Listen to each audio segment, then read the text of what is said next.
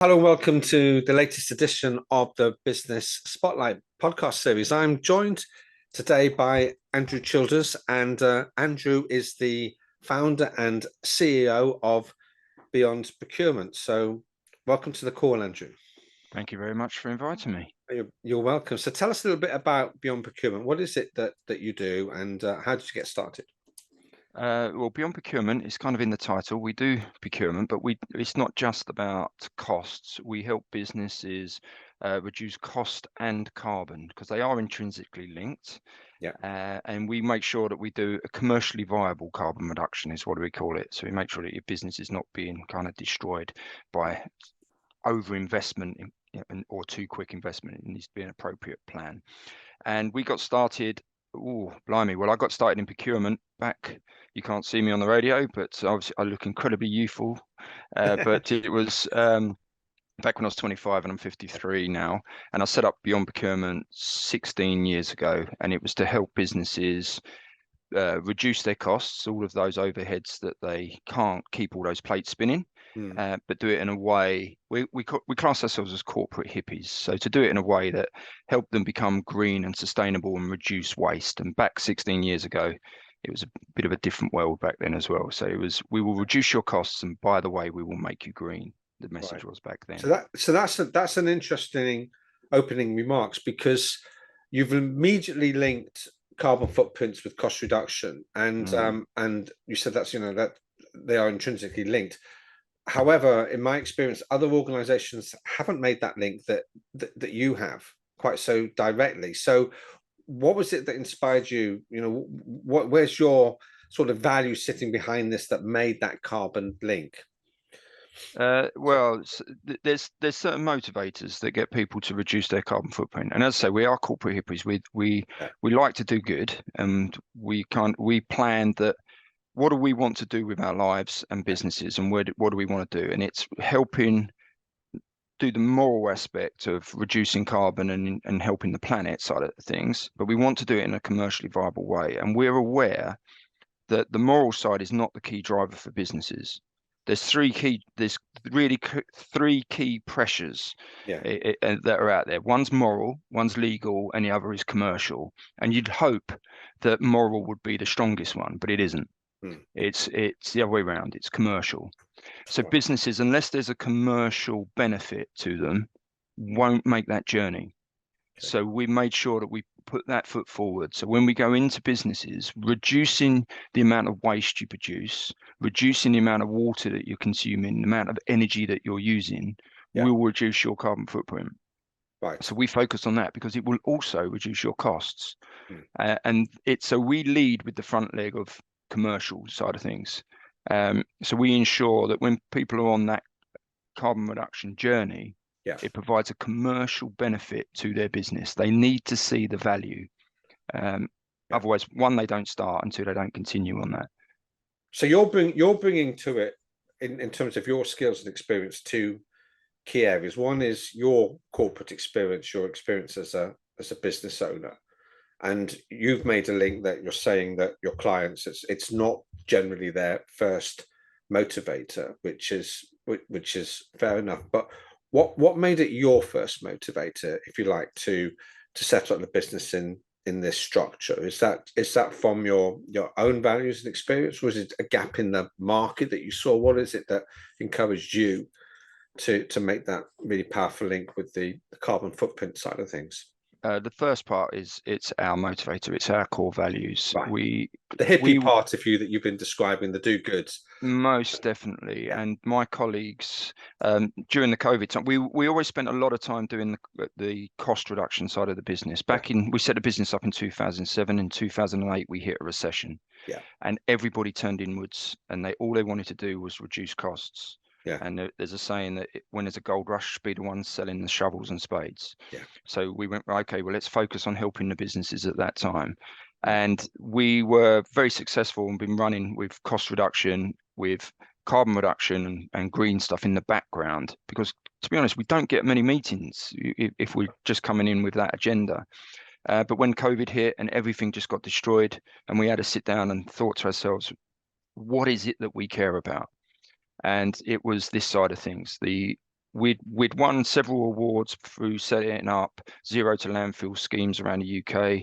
It was that was our ethos, that was our values. It was about reducing waste, reducing energy consumption. So we decided to rebrand. We rebranded as Beyond Procurement about 4 years ago and made that our core focus because it was what we cared about as individuals. And quite frankly, if it's something that you're passionate about, that shines through when you're working with businesses. You're authentic in what you're trying to achieve. And so now when we work with businesses, we said that there's some out there that about 10% of who we work with do it for the moral reasons. A lot start the journey because one, their clients are asking them to have this, so they're doing it under distress, or two, they can see the commercial benefits. What happens is once they get on the journey, they realize, well, actually what's happening here is we're reducing our costs, improving our operations, putting in better technology, getting all our staff involved, improving our company image and our brand image. And so once they're on that journey, we can kind of, with our passion, we can kind of convince them that actually this is the right thing to do. So their motivators change. So you say you've got the moral, the legal, and the commercial, but the balance, the weighting in those drivers amongst your clients, it seems from what you're saying, suggesting is that they change over time as you become aware. So it's also, there's an educational aspect to this as well, isn't it? Most definitely. Yeah. And it's changing behaviors and culture as well. So, but most definitely behaviors change. We know that people come on board. Sometimes it's just to tick a box because their clients are asking for it in a tender, or sometimes it's just to collect a badge. We know they're out there, that they've got their ISO 14000, they want to become carbon neutral and they want to get that certificate. There's different drivers that get them into the system, to get them into the pipeline. But once they're in and they start seeing the actual benefits, staff pride starts increasing. You get the staff involved in these things, then you get better staff retention rates, you get better staff attraction, and they become the greatest advocates as well for this. And your greatest asset is that they'll be finding all of those small carbon reduction improvements, but they're also cost reduction improvements. So you've introduced another aspect there now. So we've gone from the moral, the legal, the commercial, and we've gone into education. But now you're talking about cultural change, because if members of the team are seeing the work that their company that they're working for is doing and how that's changed, then that's going to be adapting the culture as well, isn't it? So you're really getting in there deep. No, I agree. Yeah, it's changing that culture and changing the behaviours inside there as well. Because we, as humans, we're nuts. We're absolutely crazy. And let's think about it. We bring in lots of stuff from all around the world into our offices and our buildings and our businesses. We unpack it, and then we then have to pay again to dispose of half of it, don't we? It's crazy, and we're always disappointed when we open the box because it's only ever 2/3 full. And we're just nuts as a human race. So we've got to start changing these behaviors, aren't we? And we come in, we switch all the lights on in the whole building all at once. You have to pay for that capacity. It's just changing that behavior reduces your costs. You go into different hotel rooms and you go into care homes. They've got the heating on, the aircon on, the windows open.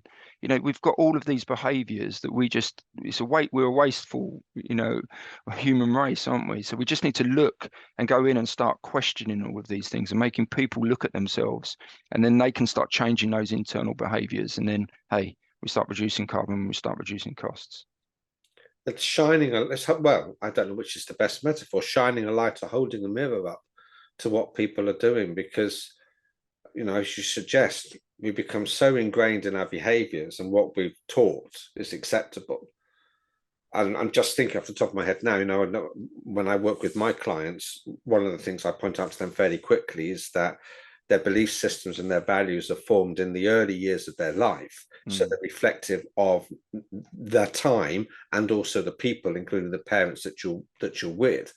So if people are brought up in a time when we're told, well, the earth is abundant, we can use up resources, it doesn't matter, we can turn lights on, electricity is cheap, blah, blah, blah. It takes some real reprogramming and reframing to get people thinking differently about those things, doesn't it?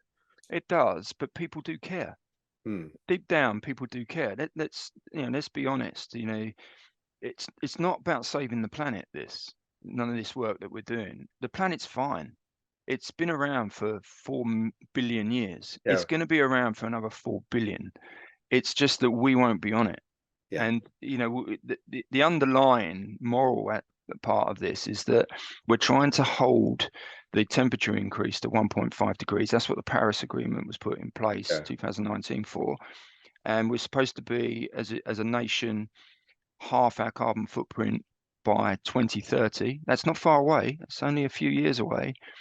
And we're not meeting those targets. And if we don't, and looking at all of the climate statistics, we're going to be around about 3 degrees by 2050. The way we're acting, that's life changing for the human race.